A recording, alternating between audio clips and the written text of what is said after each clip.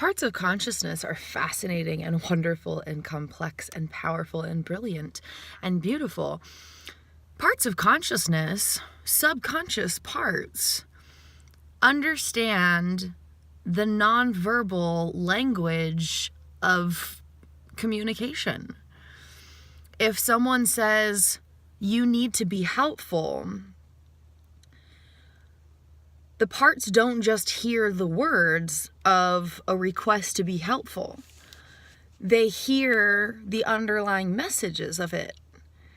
And so if someone says, you need to do something to be helpful, that implies that whatever I'm already doing is unhelpful. And so it's this exact reason that so much can get lost with parts, because they perceive things that we don't think about, and they hear things that are not said.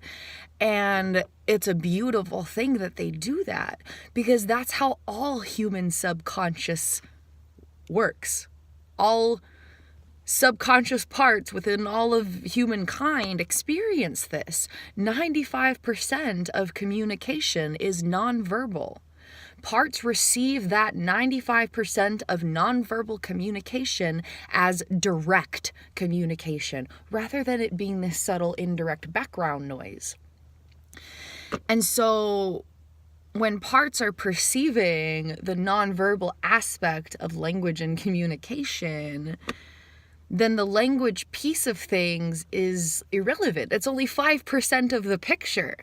Everything else, 95% of communication, has nothing to do with the words being spoken. And parts receive that communication directly, while the words get processed in the conscious awareness, separately from parts. And so being mindful of this has and is continuing to change my life.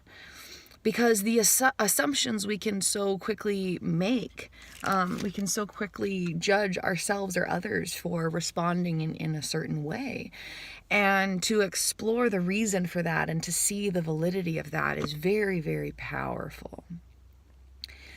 Because when parts are responding to things that other people don't experience, it does not make me crazy.